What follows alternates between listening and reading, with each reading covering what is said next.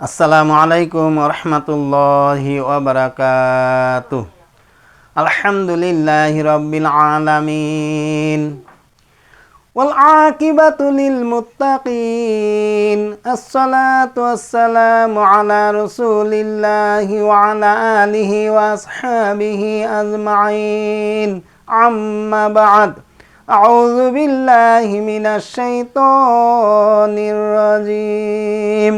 نحن أعلم بما يقولون وما أنت عليهم بجبار فذكر بالقرآن من يخاف وعيد। সম্মানিত দর্শক শ্রোতা, যে যেখান থেকে আমাদের অনুষ্ঠান দেখছেন, শুনছেন এবং আমাদের এই কাফেলার সাথে অংশগ্রহণ করেছেন, আমরা একটু শুকরিয়া আদায় করি বলে আলহামদুলিল্লাহ। আল্লাহুম্মা সাল্লি আলাই, আল্লাহুম্মা বারিক আলাই। আমরা আজকে যে নবম ক্লাসে আমরা তিনটা অক্ষর পড়ছিলাম, এই লাম, হামজা আর আলিফ। এই 1 নং পড়ার মধ্যে 5টি অক্ষর নুন আর মিম আমাদের বাকি আছে। এইটা হলো আমাদের 10ম ক্লাস। এই 10ম ক্লাসে এখানে এই মিম অক্ষরটা আমরা মুখস্থ করছিলাম যে আলিফের উপরে পেশ মিলালে মিম হয়ে যায়। আলিফের উপরে পেশ মিলালে মিম হয়। আবার এই মিম অক্ষরটায় 5 রকম পাবো কোরআনে। এইখানে শব্দের প্রথমে গুলমাথা নিচে, মাঝখানে গুলমাথা নিচে, শেষে গুলমাথা নিচে। এগুলো আমরা প্রথম ক্লাসে আমাদের অক্ষরগুলো পড়া হয়েছিল। তো এখন আমরা এই ধাপগুলি আমরা পড়তেছি। মাখরস 1 নং মাখরস অক্ষর ছিল, 2 নং হারকাত আমিন সুকুন দিয়ে বারবার তাড়াতাড়ি পড়া, 3 নং গোপন এবং প্রয়াস নুন সেকেন্ড পড়া, আসলি সেকেন্ড, আরজি সেকেন্ড, এই অক্ষরে বানান। এখন আমরা এই হারকাত দিয়ে পড়া শুরু করি ইনশাআল্লাহ।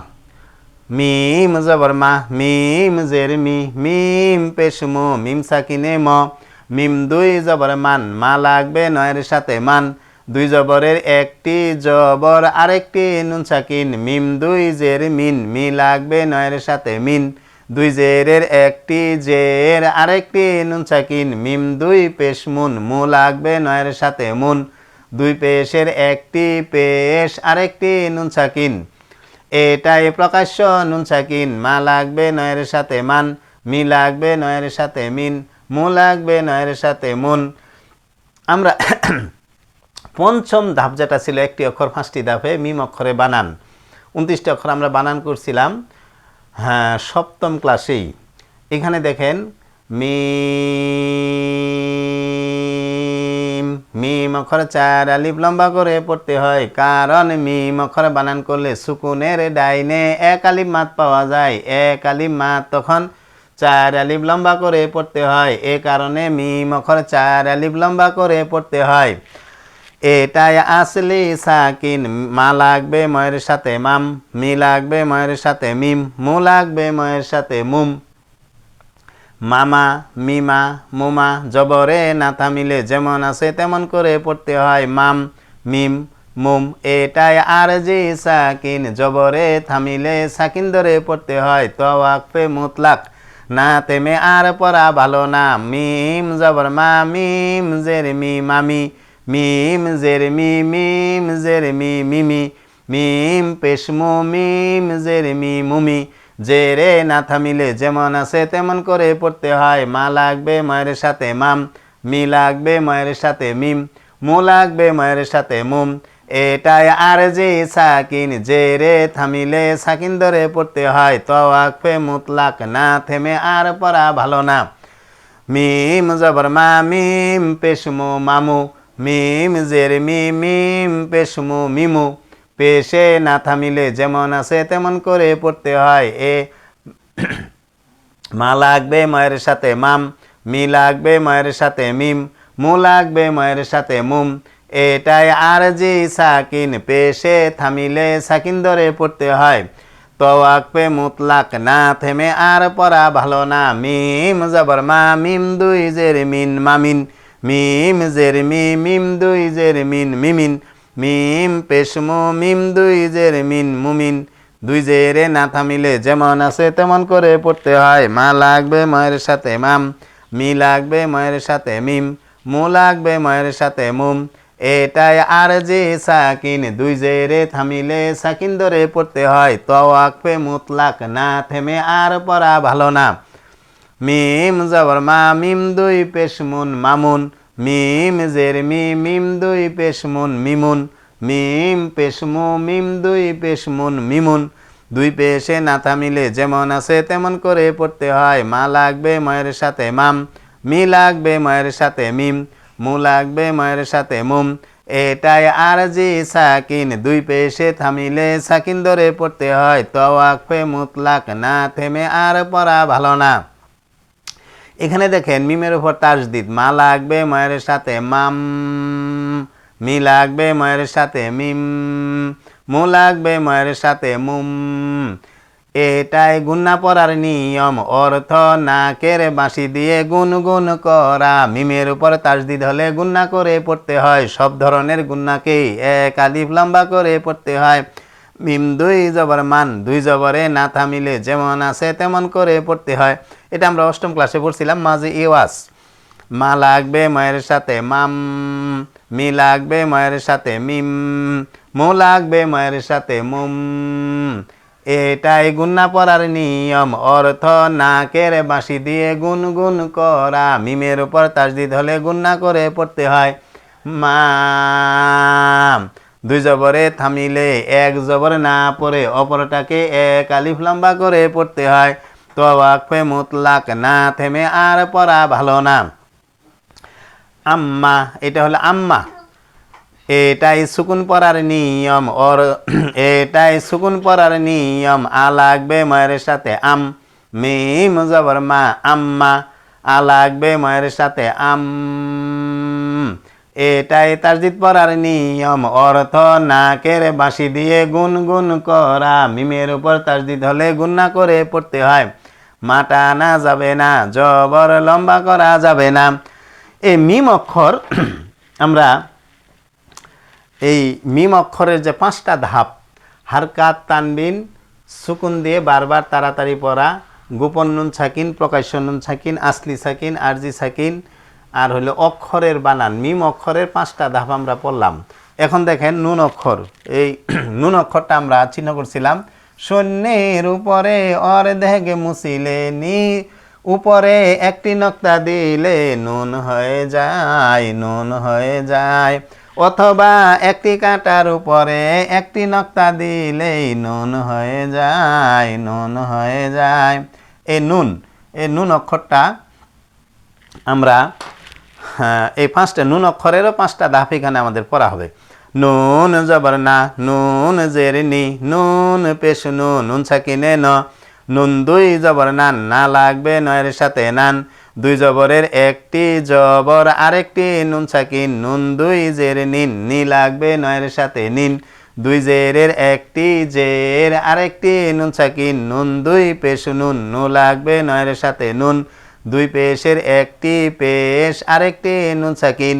নুন সাকিন হলো দুই ধরনের, গোপন তিনটি, প্রকাশ্য একটি, জানা কোনো কঠিন নয়। তানবিনের ভিতরের নুন সাকিনকে গোপন নুন সাকিন বলা হয়, নুনের উপর দেওয়া সাকিনকে প্রকাশ্য নুন সাকিন বলা হয়। না লাগবে নয়ের সাথে নান, নি লাগবে নয়ের সাথে নিন, নু লাগবে নয়ের সাথে নুন, নুন, নুন অক্ষর চার আলিফ লম্বা করে পড়তে হয়, কারণ নুন অক্ষর বানান করলে সুকুনের ডাইনে এক আলিফ মাত পাওয়া যায়, এক আলিফ মাত তখন চার আলিফ লম্বা করে পড়তে হয়, এ কারণে নুন অক্ষর চার আলিফ লম্বা করে পড়তে হয়। নুন, এই নুনটা কোরআনের মধ্যে শুধু নুন অক্ষর দেওয়া থাকে, চার আলিফ টানা একটা চিহ্ন দেওয়া থাকে। যাই হোক, এখানে দেখেন এটা হলো আসলি সাকিন, এইখানে বলতে পারেন যে এখানে নুন সাকিন, আবার এখানে এটা হলো নুনের, এটা হলো আসলি সাকিন, এটা হলো প্রকাশ্য নুন সাকিন। না লাগবে নয়ের সাথে নান, নি লাগবে নয়ের সাথে নিন, নু লাগবে নয়ের সাথে নুন, নুন জবর না, নুন জবর না, নানা, নুন জের নি, নুন জবর না, নিনা, নুন পেশ নু, নুন জবর না, নুনা, জবরে না থামিলে যেমন আছে তেমন করে পড়তে হয়। না লাগবে নয়ের সাথে নান, নি লাগবে নয়ের সাথে নিন, নু লাগবে নয়ের সাথে নুন। এটাই আর জি সাকিন, জবরে থামিলে সাকিন ধরে পড়তে হয়। জিম ওয়াকফে জাইজ, থামাও যাবে পড়াও যাবে। নালা নুন জবর না, নুন জের নি নানি, নি নুন জের নি, নুন জের নি নিনি, নানি নিনি নুনি। জেরে না থামিলে যেমন আছে তেমন করে পড়তে হয়। না লাগবে নয়ের সাথে নান, নি লাগবে নয়ের সাথে নিন, নু লাগবে নয়ের সাথে নুন। এটাই আর জি সাকিন, জেরে থামিলে সাকিন ধরে পড়তে হয়। জিম ওয়াকফে জাইজ, থামাও যাবে পড়াও যাবে। নুন জবর না, নুন পেশুনু নানু, নুন জের নি, নুন পেশুনু নিনু, নুন পেশুনু, নুন পেশুনু নুনু। পেশে না থামিলে যেমন আছে তেমন করে পড়তে হয়। না লাগবে নয়ের সাথে নান, নি লাগবে নয়ের সাথে নিন, নু লাগবে নয়ের সাথে নুন। এটাই আর জি সাকিন, পেশে থামিলে সাকিন ধরে পড়তে হয়। জিম ওয়াকফে জাইজ, থামাও যাবে পড়াও যাবে। নুন জবর না, নুন দুই জের নিন নানিন, নুন জের নি, নুন দুই জের নিন নিনিন, নুন পেশুনু, নুন দুই জের নিন নুনিন। দুই জেরে না থামিলে যেমন আছে তেমন করে পড়তে হয়। না লাগবে নয়ের সাথে নান, নি লাগবে নয়ের সাথে নিন, নু লাগবে নয়ের সাথে নুন। এটাই আর জি সাকিন, দুই জেরে থামিলে সাকিন ধরে পড়তে হয়। জিম ওয়াকফে জাইজ, থামাও যাবে পড়াও যাবে। নুন জবর না, নুন দুই পেশ নুন নানুন, নুন জের নি, নুন দুই পেশ নুন নিনুন, নুন পেশ নুন, নুন দুই পেশ নুন নুনুন। দুই পেশে না থামিলে যেমন আছে তেমন করে পড়তে হয়। না লাগবে নয়ের সাথে নান, নি লাগবে নয়ের সাথে নিন, নু লাগবে নয়ের সাথে নুন। এটাই আর জি সাকিন, দুই পেশে থামিলে সাকিন ধরে পড়তে হয়। জিম ওয়াকফে জাইজ, থামাও যাবে পড়াও যাবে। না লাগবে নয়ের সাথে নান, নি লাগবে নয়ের সাথে নিন, নু লাগবে নয়ের সাথে নুন। এটাই গুন্না পড়ার নিয়ম, অর্থ নাকের বাঁশি দিয়ে গুনগুন করা। নুনের উপর তাসদিদ হলে গুন্না করে পড়তে হয়। নুন দুই জবর নান, দুই জবরে না থামিলে যেমন আছে তেমন করে পড়তে হয়। নান নিন নুন। এটাই গুন্না পড়ার নিয়ম, অর্থ নাকের বাঁশি দিয়ে গুনগুন করা। নুনের উপর তাসদিদ হলে গুন্না করে পড়তে হয়। না দুই জবরে থামিলে এক জবর না পড়ে অপরটাকে এক আলিফ লম্বা করে পড়তে হয়। এটাই মাদে ইওয়াজ, দুই জবরে থামিলে এক জবর না পড়ে অপরটাকে এক আলিফ লম্বা করে পড়তে হয়। জিম ওয়াকফে জাইজ, থামাও যাবে পড়াও যাবে। নান্না, নিন্না, নুন্না। এটাই সুকুন পড়ার নিয়ম, আ লাগবে নয়ের সাথে আন, নুন জবর না, আন্না, আ লাগবে নয়ের সাথে আন। সুকুন এবং তাসদিদের নিয়ম জানিও একই রকম হয়। সুকুন অক্ষরে, সুকুন অক্ষর হারকাত শূন্য, তাসদিদ হারকাত যুক্ত হয়। এইটুকু পার্থক্য করলে সুকুন তাসদিদ পৃথক হয়। নুন এবং মিমে যদি তাসদিদ পাওয়া যায়, তাসদিদওয়ালা মিম নুন গুন্না করে পড়তে হয়। সব ধরনের গুন্নাকেই এক আলিফ লম্বা করে পড়তে হয়। আম্মা, আন্না। দুই জবরে থামিলে এক জবর না পড়ে অপরটাকে এক আলিফ লম্বা করে পড়তে হয়। এখানে একটু ছোট্ট কথা বলে দেই, আমরা এই যে হামজা অক্ষরটা পড়ছিলাম, এই হামজা জবর আ, হামজা জের ই, হামজা পেশ উ, হামজা সাকিনে অ, হামজা দুই জবর আন, হামজা দুই জের ইন, হামজা দুই পেশ উন। এখানে দেখেন আমরা এই হামজাটা আগে দেওয়ার কারণ হলো এটা হলো আলিফ। এই আলিফটাকে আমরা কি বলছিলাম যে হামজা।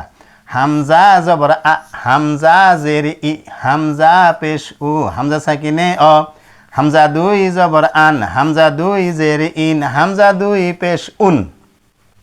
এখানে আমরা একটা কথা বলছিলাম যে দেখেন এই হামজা অক্ষরটা দেখেন মা, এটাও কি মা, এই সাদিদা, এটাও সাদিদা, এটাও সাদিদা, এটা হলো গোল হামজা, এটা হলো লম্বা হামজা। এটা ছিল আরজি সাকিন, এটা ছিল কি সাকিন, হ্যাঁ আসলি সাকিন। তে আরজি আর কি ছিল আসলি, এই আরজি আর আসলি থাকার কারণে এটা এখানে দেখেন এটা কি মা, এটাও মা। এখানে এটা হলো আরজি সাকিন। আমরা একটা কথা এখানে বলছিলাম, সেটা হলো এই যে হারকাত তানবিন সুকুন থাকলে আলিফ হামজার মাখরজ থেকে হামজার সিফাত সহ আদায় হয়, এই জন্য আলিফকে হামজা বলা হয়। এখন এই হামজা আলিফের আগে হামজাটা এখানে দেওয়ার একটা কারণ হলো এই, আমরা যদি কাউকে বলি যে আপনি আমার ভাইয়ের মতো, আপনি আমার ভাইয়ের মতো, তো ওই লোককে বললাম আপনি আমার ভাইয়ের মতো। এখন আমার ভাইকে যদি উনি না চিনেন তাহলে কিভাবে উনি জানবেন যে ওই লোকটি আমার ভাইয়ের মতো? এই আলিফটা হামজার মতো বা হামজাই, এই আলিফটা হামজাই কখন? হারকাত তানবিন সুকুন থাকলে। এখন এই জন্য হামজাটাকে আগে শিখতে হয়েছে, তারপরে আলিফটাকে আমাদেরকে জানতে হলো। এই জন্য এটা আগে হামজা দেওয়া এবং পরে আলিফ দেওয়ার কারণ হলো এই। আর আরেকটা জিনিস এখানে দেখেন, এই জিনিসটা কথা মানে বলে শেষ করে দিই, সেটা হলো এটা মাখরজ, হামজা কণ্ঠনালীর শুরু থেকে শক্তভাবে উচ্চারণ করতে হয়। হামজা জবর আ, হামজা জবর আ, হামজা জের ই, হামজা জের ই, হামজা পেশ উ, হামজা পেশ উ, হামজা সাকিনে অ, হামজা সাকিনে অ, হামজা 2 জবর আন, হামজা 2 জবর আন, হামজা 2 জের ইন, হামজা 2 জের ইন, হামজা 2 পেশ উন, হামজা 2 পেশ উন। এইটা দেখেন সাদিদা মা, এটাও কি মা। এটাই সাদিদা পড়ার নিয়ম, অর্থ শক্ত, হামজার উপর সুকুন হলে শক্ত করে পড়তে হয় মা। এটাই সাদিদা পড়ার নিয়ম, অর্থ শক্ত, হামজার উপর সুকুন হলে শক্ত করে পড়তে হয়। দেখেন এইখানে গুলচিহ্ন আকপেতাম, এটা হলো জবর, এই জবরে থামলে কি হয় সাকিন, এখানে জবরে থামলে সামনে কি হয়, যখনই সুকুন ধরে পড়বো দেখবেন কোরআনের মধ্যে সূরা বাকারা প্রথমে যে সুফাহা, এখানে থামলে হামজার উপর এরকম সুকুন দেওয়া আছে না, ওই পেশ দেওয়া আছে, তো অক্ষয় মুতলাক, এখানে অনেকেই থামে। সুফাহা,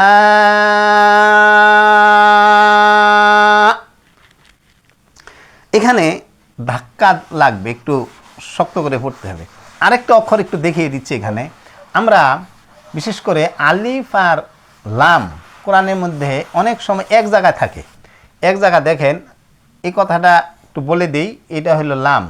শব্দের প্রথমে বামে টান, মাঝখানে ডাইনে বামে 2 দিক টান, তার নাম লাম, তার নাম লাম।